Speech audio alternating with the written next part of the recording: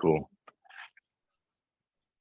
So guys, I want to do something. Ezra, good morning, guys, or good afternoon. I want to do something a little different today for this call. And so I would really love, as I always do when we do, when we do these calls, really love some stellar like lean in from you guys for sure. But today more than ever, because I really want to do kind of a response to some of the conversations that even potentially have had with some of you guys, and maybe even had myself. So this is going to be sort of, you're not going to see any like massive, like strategic, like do these 7 things kind of a conversation today, but it might be a very important conversation for a lot of us from just kind of a raw level when we talk about leadership health. I don't know how many of you guys I've personally talked to, or how many leaders you guys have talked to that have said this or have dealt with this, but I feel like there's probably even 3 or 4 of you guys on this call who have mentioned to me kind of the factor of like, I'm at a spot where I am just kind of dull and just kind of meh and not really that motivated around the things. I think it was even as a response to our last call in December, where we were talking about, man, here's the 5 ways you can plan and work with your staff. And I got some feedback from some guys who were like, that was freaking awesome. And I don't even know where to find the energy in my current state of mind to actually do that. And so it kind of messed with me a little bit. And so I wanted to kind of take this call. And again, I'm not a counselor. I'm not any of those things. This isn't Blessings Ranch or any of those things, but we've kind of created a network of kind of connection here on these calls over the last 2 or 3 years. And so it just seemed appropriate to just stop and go, hey guys, where are we? Where's our hearts? All of those things. And maybe together just kind of, and I've got some stuff to share, but maybe together kind of unpack that a little bit. And my caution is, I don't want us to go to like a dark place where we all get off this call and we're more discouraged than ever. That's not the point. But my hope is that we would all get off the call and at least minimally go, okay, I'm not alone in some of the stuff that I'm wrestling with, and that maybe there's some paths forward in what's going on. So that would be my hope for you guys, if that's cool. So I'm going to need you guys to just really unmute and contribute in order for us to help the other guys on this call. Like if you're in like this freaking awesome place right now and you're just thriving, we want to hear from you. Like what is it that's creating that reality in your life?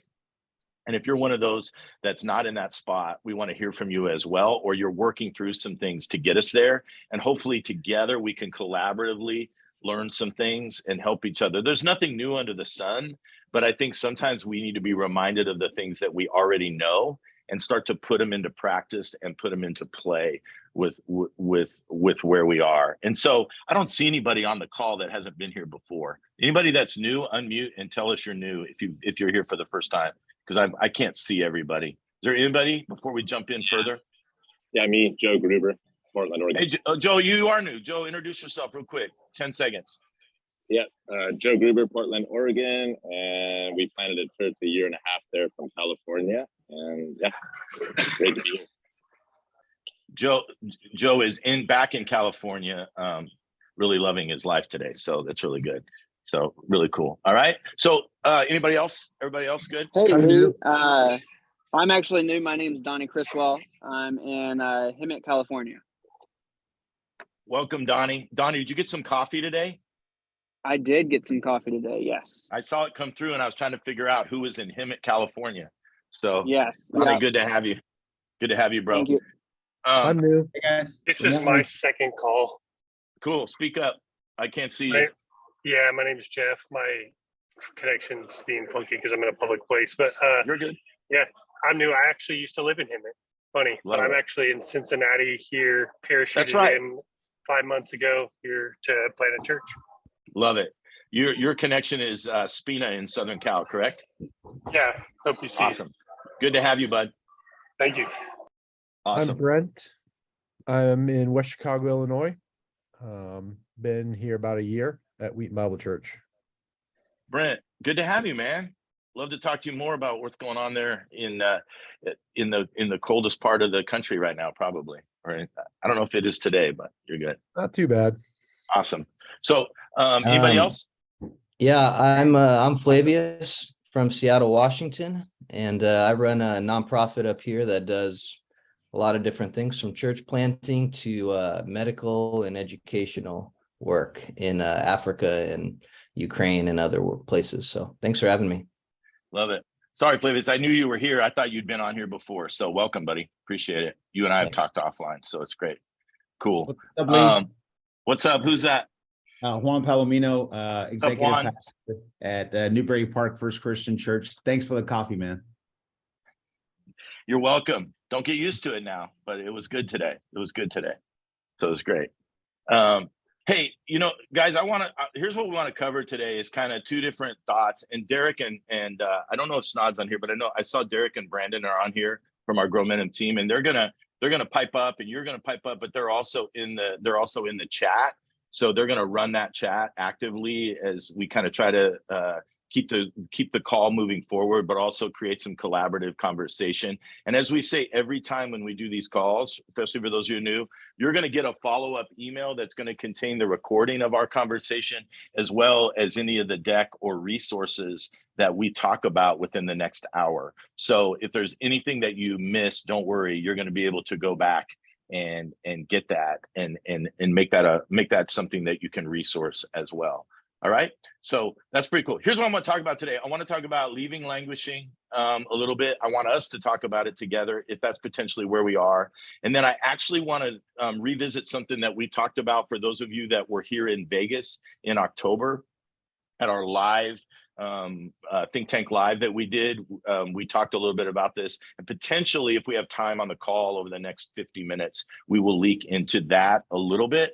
But I want to make sure that we get there. You guys have seen this before. This is something that we use when we are with churches. Many of you guys, as we've done we've done SMP, strategic momentum process with you, or if we've just talked, you're going to see this all the time. My team here at the Crossing, they vomit every time I throw this up on the wall because they've seen it so much that they're just like, stop. But I wanted to throw it up again today in relation to the personal health conversation that I think would be appropriate. So here's how we say this, is we say it this way. We say our strategy drives our vision through our values towards our mission.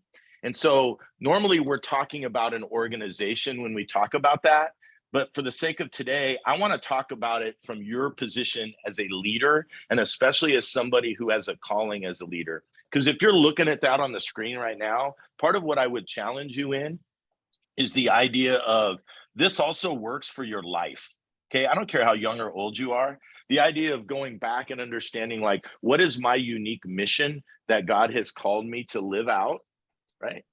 Then what are my unique values that I believe for myself, for my family, if I'm married, that I believe that God has uniquely wired me to live out my life through that filter? And then what do I see for the future as far as ministry or my leadership? Not for my church, but for me personally, like, what is the vision of that tomorrow? And then the conversation goes to, what do I need to be doing today? Maybe not literally today, but today. So I would say it backwards in this way. What do I need to be doing today in my life that makes my vision of what I believe God has for me tomorrow most likely to be true, without violating who God has uniquely wired me to be, to accomplish the mission that God has called me to live out? Does that make sense? I've sat with 20-year-olds at a coffee shop and wrote this out on a napkin and challenged them along these lines. You've noticed that we have drive on one side, right? Strategy driving, but we also have mission really determining on the other side. And that's where we always start foundationally, is just this idea of mission and what mission really means in our life. And so this is potentially something I wanted to put in front of all of you as leaders today, as far as something that either yourself personally you jot down, or something that you could share with your team from a personal perspective, as you try to coach them in not languishing in their leadership, but actually moving forward in their personal life. Questions around this or thoughts? By the way, Derek, I'm going to make you a co-host so you can manage some of the stuff going on outside of that. Any thoughts on that before we get a little deeper in it?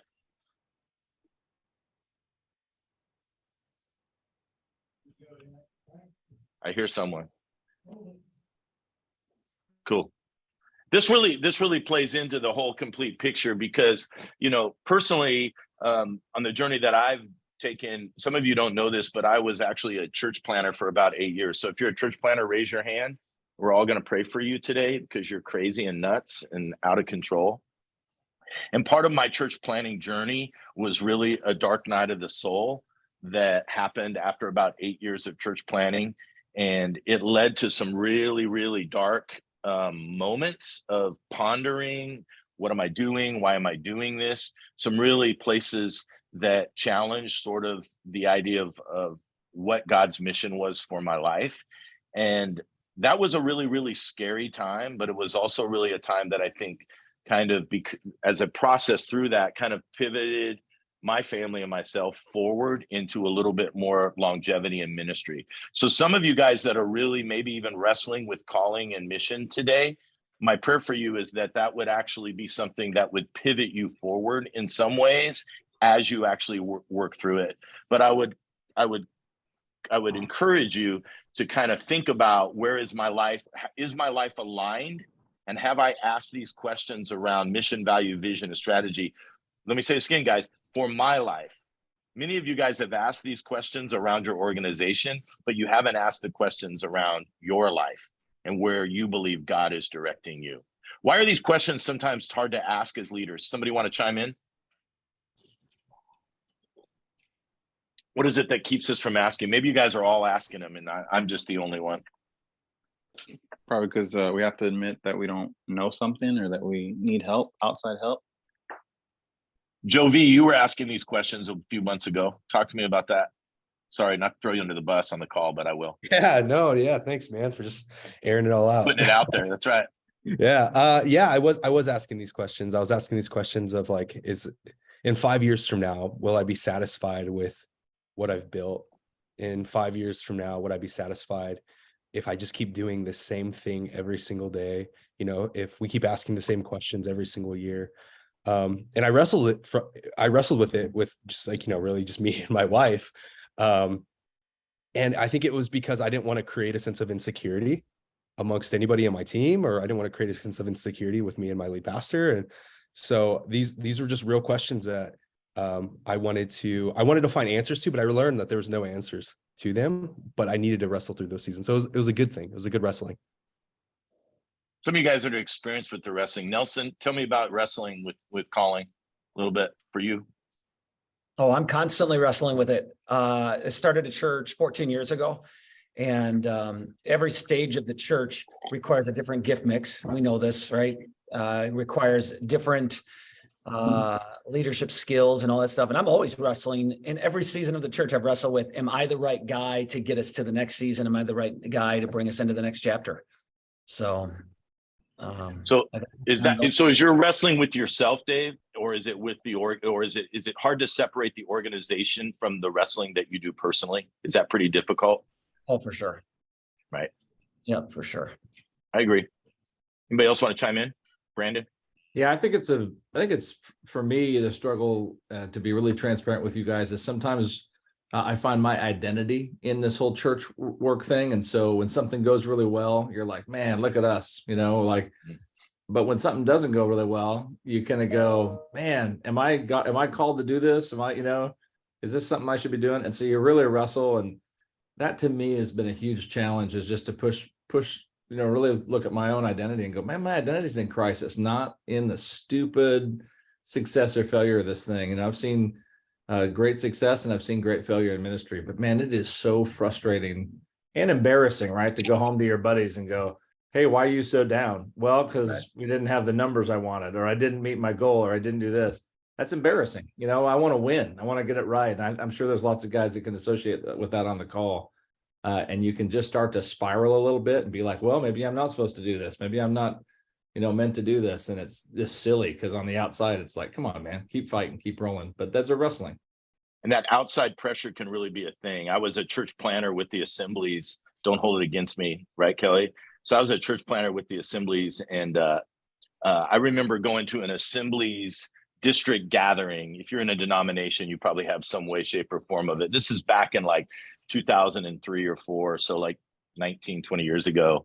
And at that time, it was kind of the middle of the, you know, Mariah McLaren, Doug Pageant, kind of postmodern, let's light candles, chant, do all of that in the services. And so I was doing some things as a church planner that were actually pretty interesting as far as the way we were doing church. But I was also just grinding it like we do as church planners. But I went to this denominational gathering, and I'm sitting in the back. If I would have been there with like Nelson and with like Caleb, we would have been in the back cutting up and screwing around while the business was going on, right? And all of a sudden, the guy in the front at the microphone says, "Where's Lee?" in this business meeting. And there's probably 500-600 people.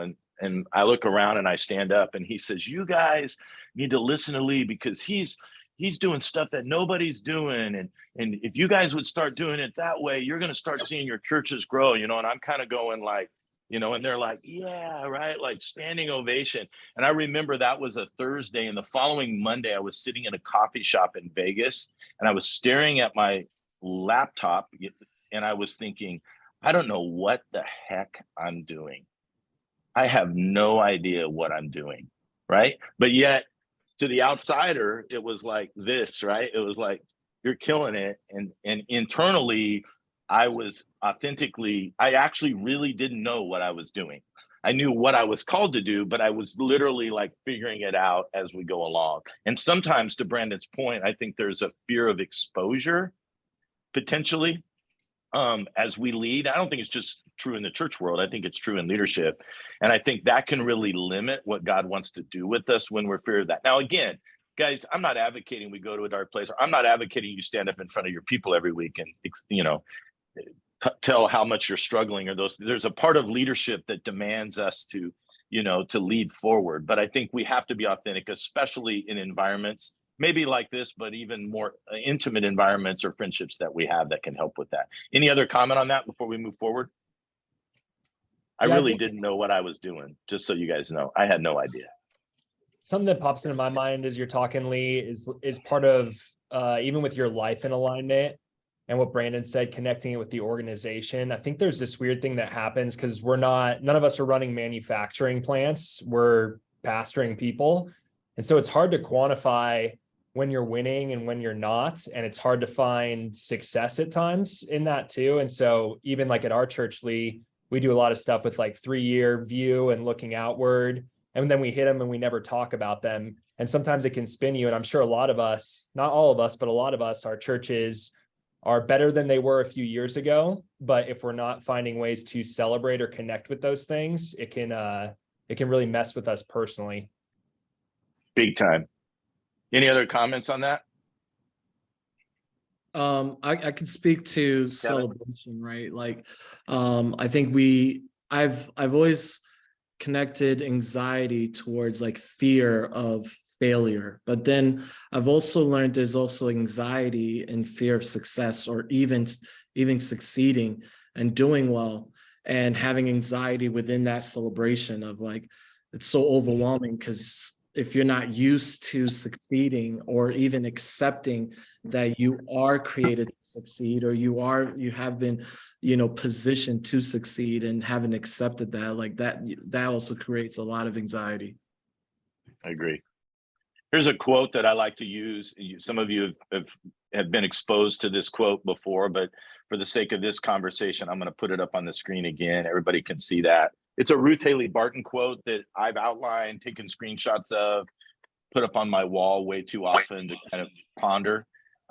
It's from her book, Strengthening the Soul of Your Leadership, which is a great book if you haven't read it. But here's what she says. She says, some people seem to make it through life without ever having to wrestle with the fatal question.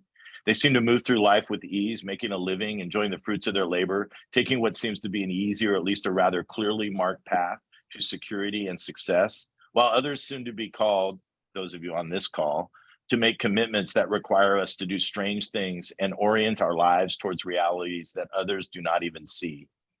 This is the part I love, you guys. It's hard to be this kind of person, right? to have this fire burning within us that we can't shut up in our bones without doing damage to our own soul. It's hard to keep answering a calling that continually takes us right out to the edge of our faith and our human limitations. And then she closes this section by saying, sometimes it makes me feel, sometimes we are tempted to feel resentful. Anybody want to respond to those words highlighted on the screen in front of you right now? I can see some of your expression.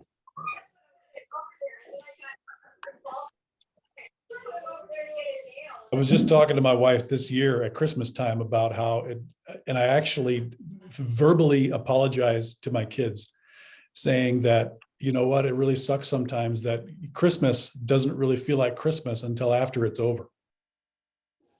Right. Because for us that are doing our thing, right, we're called to do these strange things, Austin, right? It feels like we're called to do it and we're all about it, but it does require some degree of sacrifice, and to those around us as well. Right. I think I even lean into this quote more. Here's why I lean into this quote, and maybe you guys don't relate to this at all, but it's that thing where you wake up in the morning and you feel like you have to make a difference and do something significant. I hate that so much. Like, I see other people that feel like, it feels like maybe they're not, but I judge them as being like, okay, just like doing their thing, right? Like just doing their thing. And there's something, and we know what it is, but there's something that in us won't allow us to just go through the motions, won't allow us to just live whatever many years God gives us. It's like, and I think the word resentful actually, you know, again, I don't want to live there every day, but I think there are those sometimes, as Ruth says, where we are tempted to be there. And I think sometimes if we're in a season where we're in a little bit of a languishing funk, it can be even more true that we can think, why is it that God has placed this in me that won't allow me to just walk away, that won't allow me to not improve my leadership, that won't allow me to care about people, that won't, like, why do I have to care so much? Maybe I'm the only one, but that is something that sometimes is amazing and oftentimes is frustrating. That's what I love about, you know, just to not go to that dark place like you talked about, Lee. The positive side of what you're talking about is, man, there's just, I see so many guys on this call that I know you know guys, and not to be weird and semi, you know, Tony Robbins encouraging, but I'm stinking give it proud to of us. some of the Give guys. it to us, Brandon. Yeah, I'm stinking proud of some of the guys in this call who are the real Yep. thing. You know, they've got character, and they're in, some of them are in tough situations. And yet they just stay faithful, and they stay honest about their frustrations, their discouragements with our group at Grow Momentum. They're sharing with us what's going on. They're fighting that. They're kind of going on that journey with us. And I think that's not something to walk away from this call being discouraged about. I'd walk away going, man, thank God you've got some people in your corner, you know, some that really care about you. And I love that. That's what I love about this group and just being part of it. So I think that, you know, so often it's always like, oh, woe's all of us, and pastors don't have any friends. And I'm like, screw that. Let's not do that. Let's get honest. Let's have friends. Let's make that phone call. Let's send that text and not let that happen, so guys can keep rolling and stay faithful and roll on. And part of even why these calls originated, believe it or not, 3 years ago, was because we wanted to have a place where we could be candid with conversations, but also equip, right? And so today's a little different, but we're generally equipping you to actually navigate, so that in those moments where you feel like maybe you're languishing a little, there are tools or there are processes that you can lean into that will support you in those moments, right? It's the highs and the lows. So the more equipped you are as a leader, and then obviously the more you're in tune with what you need to be doing personally in your life, our hope is that will move you forward. All right. So I'm going to skip through that real quick. One of the things we've been talking about a little bit with some of the teams is kind of this threefold thing that I think might be helpful for us to talk about around what I'm calling leaving languishing. And you guys know what that languishing term means. It kind of means you're in the space where you're not in a bad spot, but you're also not thriving, right? So sometimes when we're in like a bad spot, like we're in a bad spot, it's like 911. That sometimes is actually easier to kind of know, how do I navigate that? Or some of you on the call today are really in a season of thriving, and that's amazing. And we affirm that. I think that some of the toughest spots to know what to do as a leader, as an individual, as a follower of Christ is actually this languishing spot, right? It's kind of that in-betweener vibe of like, you know, it's not bad, it's not good, it just kind of is. That's kind of the word I heard from a few of you, right? It's kind of like, how do I make sure in 2023 that I don't just languish, that I'm not just sitting there just kind of going through the motions of that. And so I want to talk about these three things real quick. One is renewing your personal calling. Number two is leaning into some organizational empathy with your teams and resetting that. And then thirdly, potentially recommitting to people as our priority. And I'm going to go through these one by one, and I want you to unmute and give feedback or give some perspective as I kind of tee each of these up, and then it might be helpful. So number one is this idea of calling. And I know that's such a seminary Bible college word, but I think when we get in these moments of languishing as leaders, we have to be able to lean back into some confidence in where God has called us to, right? And oftentimes our calling is different than our current appointment. Where we're necessarily appointed to be is different than where our calling has actually placed us, where our overarching calling is. And Joe mentioned it earlier. I think we are in a season where, even with the proliferation of the Great Resignation that we're experiencing here in Vegas with careers, but also with marriages. I don't know if any of you guys are experiencing that, where people are literally like just tapping out of long-term marriages after pandemic, like I'm done and I want to go be with somebody else. We're seeing that. And then in ministry, we have to be really careful. Some of us have actually watched or observed either firsthand or from a distance, some people that are walking away. Now, again, calling is bigger than ministry, but I think for those of us sitting here today wanting to lead the church forward and have an impact for the kingdom of God, you know, I think that part of what we need to do to get out of languishing is really stepping back and maybe resetting and renewing why we began to do this in the first place. Why this is something that because there are a lot of other things that we need to do. I'm gonna put some people on the spot. So I'm gonna ask a few of you to just share, why the heck did you decide to do this leadership ministry thing in the first place? So you're like, oh, I'm gonna go off the call right now, but Frisch, why did you decide to do this? What was God's compelling calling for you? There were two guys in my life, Bob Kreider and Frank Mercer, who were pastors when I was a kid.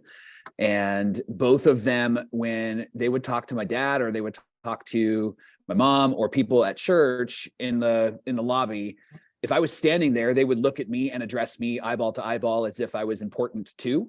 And I remember people asking Frank specifically, very spiritual, very religious questions, calling him pastor, not calling him Frank. And as an 8-year-old, 9-year-old kid, I remember thinking to myself, this guy is the basketball coach at Biola University, and he taught me how to shoot free throws. So I'm not athletic, but I can shoot a free throw. And I remember thinking, like, he's a human. There's a human on the other side of this pastor label that he has. And so something that really stirred in me as a young kid, and I didn't think it would be in ministry, it was some other things, but what stirred in me as a young kid was to really demystify what it means to follow Jesus and make it accessible and help people to understand that they can do this in everyday life as a normal person. And so that really seems to be, as I look back and even today, that's my motivation, is to really make this very accessible and very simple for people to follow Jesus. Even though life is hard and can get complicated, following Jesus doesn't have to be this mystical, kind of confusing thing that you do. Love it. And so every day, not every day, some days more than others, right? That's the driving force in your life, whatever your appointment is. Somebody else, why the heck are you doing this? Victoria, why are you doing this? Give us some female perspective. We need it badly. All right. I came from a ministry family, so I wrestled with every alternative and couldn't do anything else and remain true to myself. Tried on a lot of different hats, but kept coming back to this again and again, because within it, I felt like the truest version of me and the closest to God in it. And continue to. Thank you. Appreciate it. Beach. Anybody else? Bachman. you're in a new appointment, but your calling's the same. What's going on with that? Why are you in it still? I think for me, one of the most compelling things, and not that I feel like I can do it better, but that I want to continue to try and do what was either done for me or not done for me. And so I've seen so many people, myself included, just develop unhealthy patterns and habits within the church. And I think I've just over my season of ministry, I love the church and I love the hope and the promise of what it is. And so I was very excited to step into a place to where I could potentially help care for people to run at the most effective level of health for themselves. And to, instead of fighting for health for myself, is that continue to do that while also imparting that on other people. Love it. And you've changed appointments, we'll use that term, recently in the last couple of years. So I'm sure in that change of venue and in that change of role, obviously your calling remains the same, but you've probably had moments of anxiety, for lack of a better word, around that, for sure. Oh, absolutely. And I think, I've had to redefine, and you and your team have done a phenomenal job with this, of helping to, on some level, even redefine the win of what's the thing I'm aiming for so that other people can then aim for it. I spent so many years, you were able to create something to have a tangible entity. And now it's a little bit less like my wins are their wins. My investment becomes in if we have a healthy staff, then that's where I am going to be able to receive wins and purpose and direction sometimes. So it's been a learning. I mean, I've only been at this appointment for a year. And so I feel like as of 15, because I started on January 1st. So it was as 15 days ago, I was like, okay, I've now seen it all. I can now start to hopefully make some moves, make some waves, ask some questions, say some more no's to things. Okay. I've now, and I don't know it all, but I've seen it all, at least in a ministry calendar year. Love it. Hey, Nathan, talk about calling in your context. Yeah, I was just going to say, I just go back and affirm just for a second. I think this conversation is so good because just like when I've had either a team member or a staff member, even in myself, when I'm stepping into a new season of ministry or asking them to, I kind of ask them, we have kind of are you willing to re-up for another 3 to 5 years for this next chapter, what we're stepping into? And so I liken that to just parallelizing a parallel conversation with this conversation we're having right now. The idea of stepping back on a regular basis and affirming, why am I still doing this? I got to lean into this. I think the reason why it's so vital is because if we don't, we live in this kind of twilight zone, half in, half out. And whether we know it or not, our teams and our churches end up eating the fruit of this kind of half in, quasi half in, half out with this. But doesn't mean we can't have seasons like that. But it seems like the collateral damage of staying there too long, we can end up holding ministry hostage, holding our calling hostage to some degree, if we have this continual mental vacillation of dreaming about what could be or what should be for too long. And you and I have wrestled candidly with that back and forth a lot in our conversations, for sure, right, Nathan? Right. Yeah, just kind of, even as people that have, some of you guys on the call, you're like new to this thing, less than 10 years. Some of us have a lot more longevity. So I want to give you hope in saying there is the ability to last and to sustain and to build ministry that's longevity. But I also want to give you reality in that I'm not sure that some of the things we wrestle with ever completely cease. I think it just looks a little differently. Yeah. Doug put a really good quote in the chat. So if you didn't get a chance to check that, it's a really good quote. So I would encourage you guys today. And again, every time we have these conversations, I hope it's unspoken. My goal is to have this conversation with you guys, but also if there are pieces and parts of this that would be helpful for you as you lead people, influence people, you're powerfully positioned to influence and serve people, that you can take this conversation and translate it down to the teams that you are leading. That would be our goal for this. So we're going to be a little selfish today, but I hope that you'll use this in ways with the people, because you're sitting in offices or on Zoom calls with your team. And if you're tied in or you're aware of your team, there's probably some of them that are wrestling with some of the same things that Nathan just said, et cetera, right? And we want them to be in a healthier place, right? Which moves me to the second point, which is we renew our personal calling, and then we reset what we call organizational empathy. It's a term that we've used on this in this environment a lot, but I think it's a great opportunity for us to reset that a little bit and to think about that. What I mean is, sometimes when we're in a season of languishing, we have to look around at our team and make sure that there is a heavy flow of empathy that's happening between team members, and specifically between you, if you are in a primary position of leadership, towards those individuals. Let me explain empathy the best way I know how, and then I'll let some of you clean it up. I'm actually not, I'm actually one of those people that think silos are normal.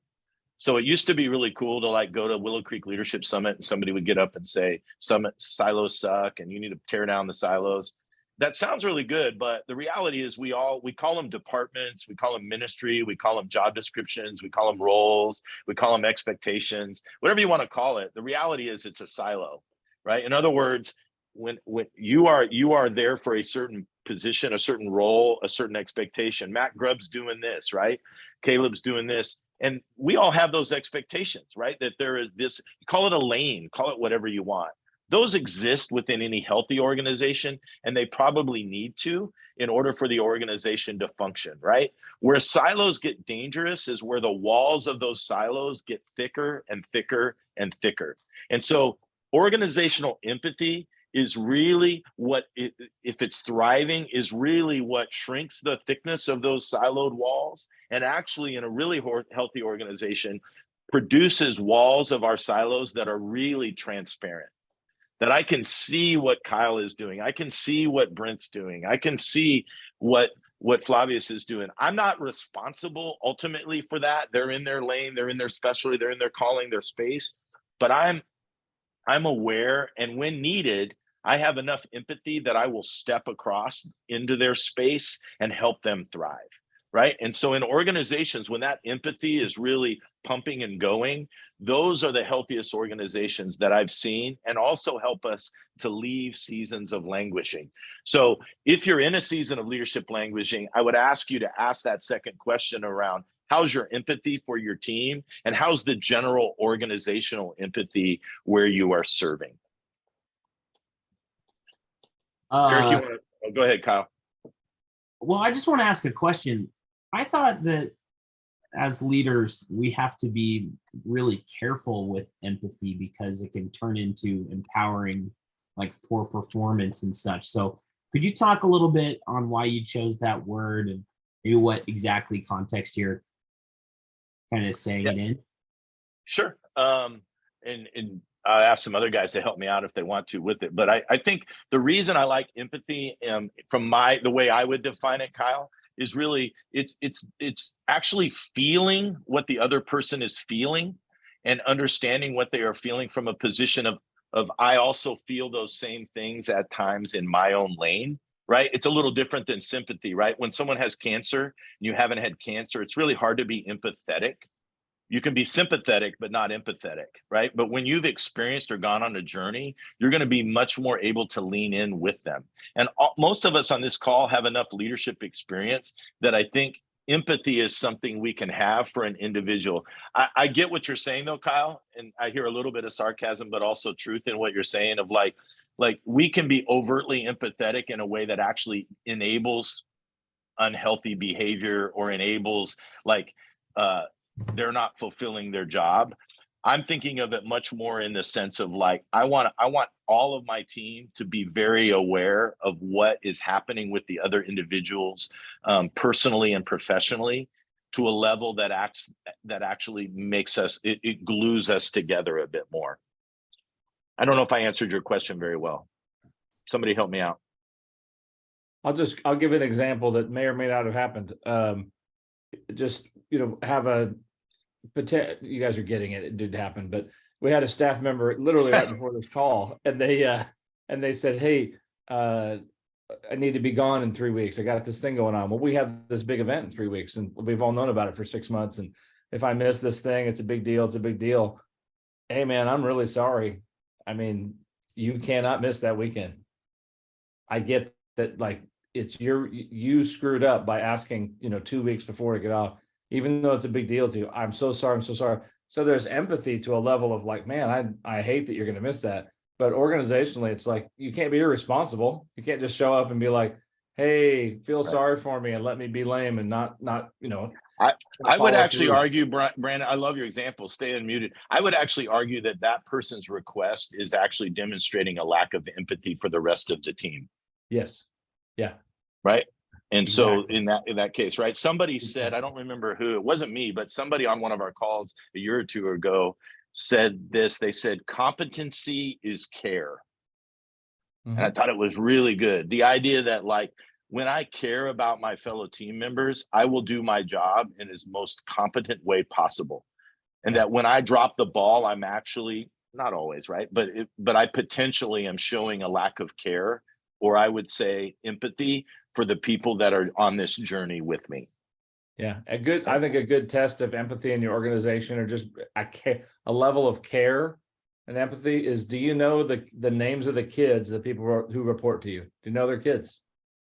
You know, do you know what's going on in their life? That doesn't mean you spend an hour talking about everyone's family and have a small group every time you have a meeting. But what it does mean is you actually do know what's going on in their lives and go, hey, how's Susie doing? How's her, you know, is she doing, is she feeling better? This and that. Awesome. Let's pray for her. Great. Now let's get down to business. And everyone realizes, oh, you care. There's a level of empathy there. We talk a lot about empathy in the organization that I'm part of, because a lot of our teams that are more of the serving, what I would even use the term customer service within your team. Let me give you some examples. Like, if you have a production team, if you have some kind of a media team, if you have a graphics team, if you have a comm team, maybe you're not to that scale, but if you have if you have a facilities team, somebody who's makes sure the facility is clean and set up, those are largely customer service roles within the organization, right? They're not sitting in meetings and creating ministry. They're responding, and they're actually allowing ministry to happen. And sometimes I think those of us who are working with those individuals can lack empathy, right? There's a lack of empathy or understanding, and vice versa, around that relationship and how that best works. And so we struggle a lot here and continue to have to lead into, how are we empathetic towards understanding that role and the key role that it plays? Any other comments on that? Yeah, I think, Brent, go ahead, bud. yeah, I think sometimes we erode our empathy with our teams when we lack accountability with our teams as well. Churches naturally have a longer road or a longer rope or whatever it is. We don't handle that accountability well, thinking that we're caring well in those moments. And I think challenging people, holding people accountable are so key to crafting that empathy as a team for one another.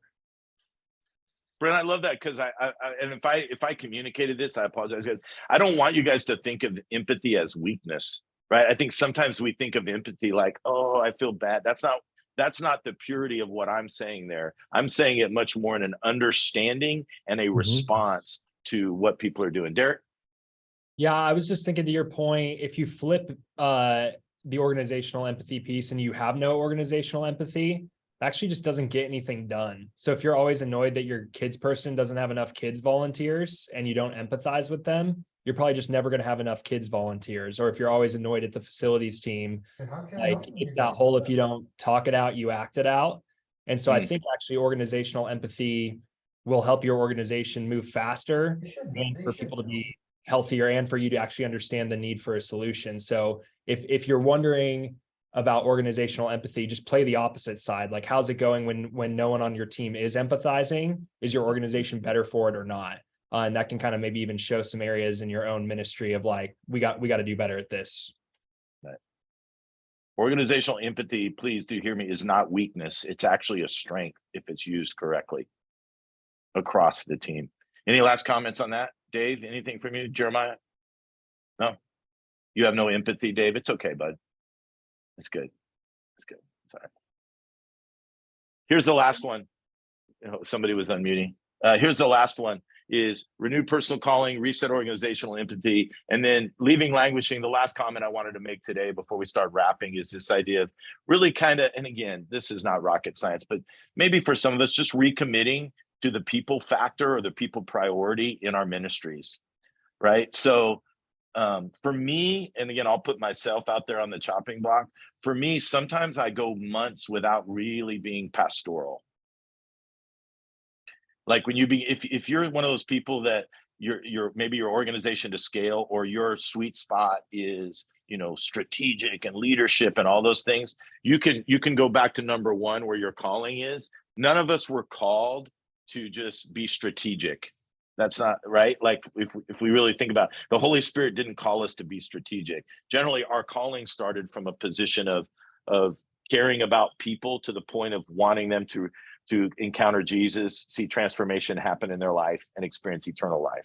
So we go back to that as square one. Sometimes when we get funky and we get languishing, the question I always like to ask myself, looking in the mirror, and I'll ask many of you, is, you know, is that pastoral part of you active? It doesn't solve everything, but I think sometimes, if we're honest, the more inactive our pastoral part of us gets, the more languishing we can become in our heart. So I'm just going to be quiet for a second and let some of you respond to that.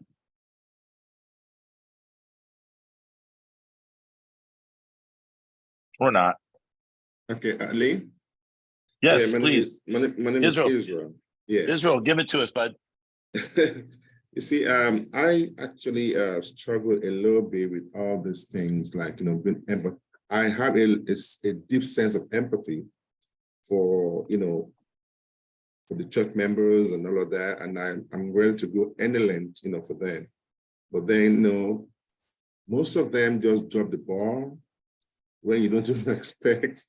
You expected somebody to do something and they won't tell you, and they just say, oh, I got to travel out of town. I have to go here. I have to do this. I have something to do.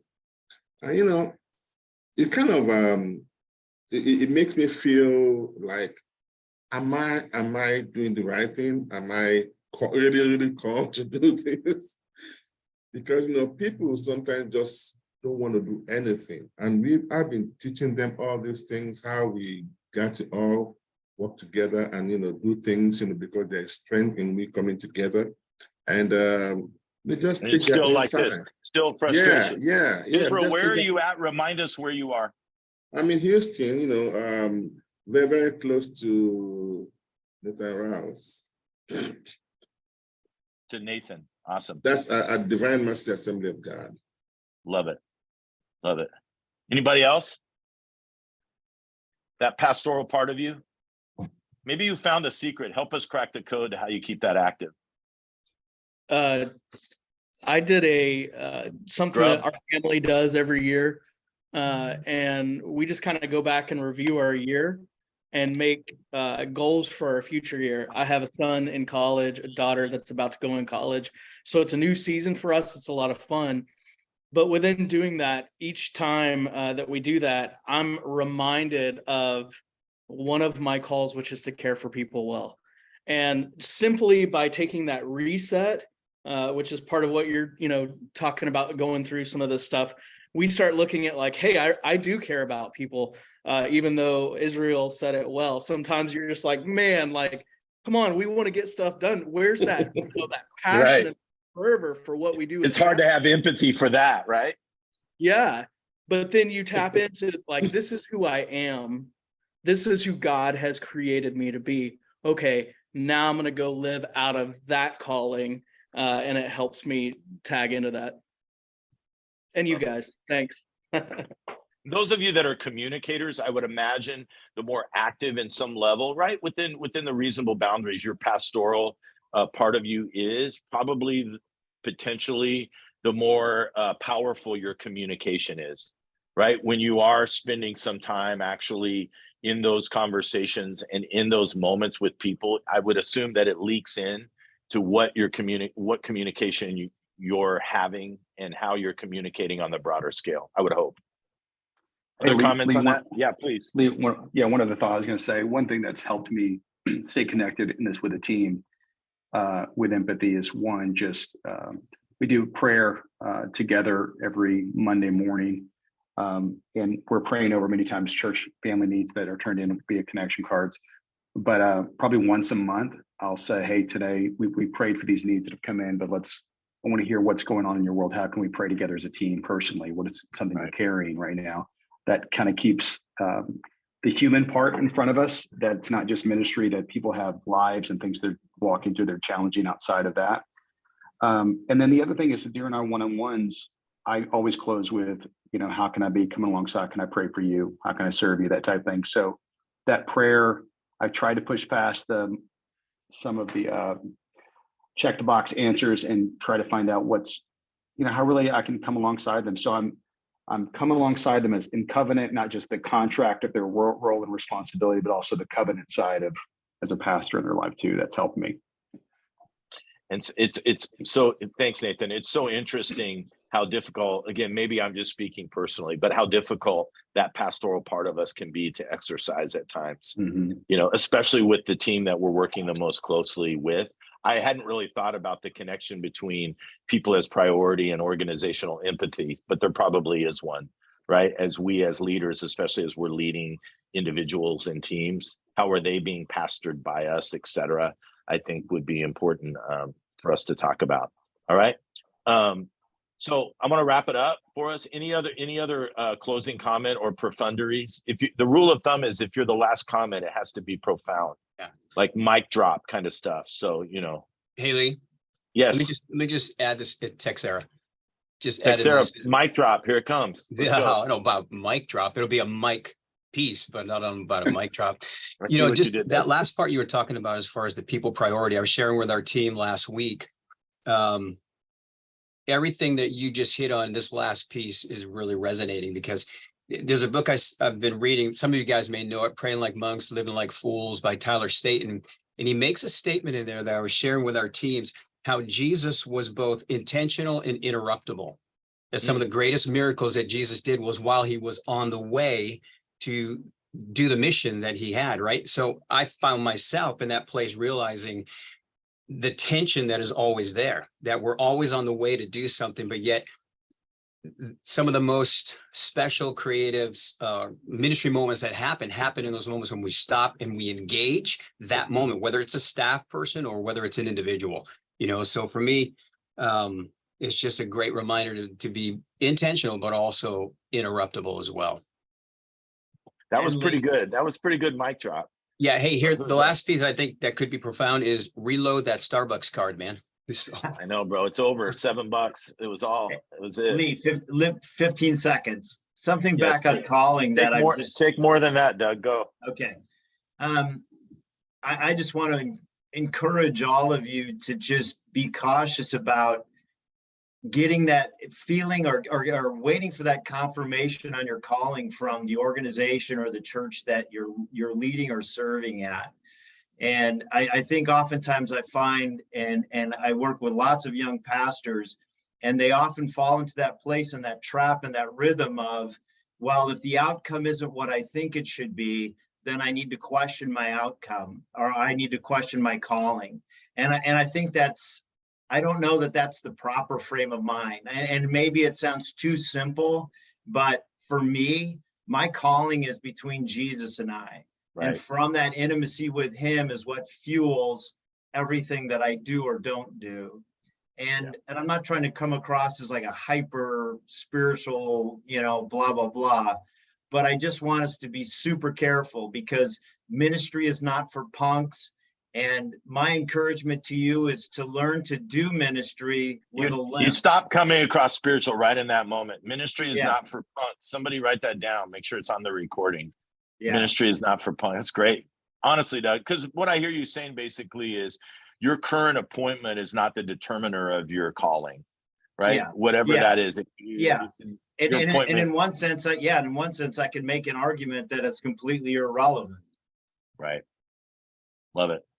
Hey, appreciate all you guys. Thanks for letting us divert a little bit from our normal context and all those things. I'm sure we'll get right back to it in a few weeks when we're on the call again. But I wanted to give you guys, I felt like, again, to quote Doug, not to over spiritualize, but I just felt a nudge, like we needed to have a little bit of this conversation. If it was relevant for you, great. If it was maybe just something that you needed to hear and pass along to somebody that's around you, ministering with you or nearby, then it was worth our time. keep in mind, you guys, just a little business real quick. We're going to send this recording and this deck to you. The deck won't be very long because we didn't get to the other stuff this time, but we'll get to it another time. If we can help you with anything, if you want to have any other conversations around this or other things, you can reach out to us. And as always, we're always open for invites to this call. Our only ask is that we try to maintain a very loose boundary of like executive level leaders that are on this call, you know, so it's not really for your entire staff potentially, but you be the judge of that. We don't shut anybody out, but we really want this call to be able for us to have conversations like we're having today with leaders who are really generally in a role of influence in the organization and the church that they're leading. And so if you have other people that would you think would find it helpful, I think there's a link. There actually will be a link in the deck as well, but there's a link that they can sign up to make sure they get on the list and all that other stuff. Okay. All right, you guys, I appreciate you. I know you guys got to get back to your day wherever you are, but blessings on you guys. And again, reach out if you need anything at all. All right. All right. Thank you. Shout See you out Brett guys. Sickle. Let's go.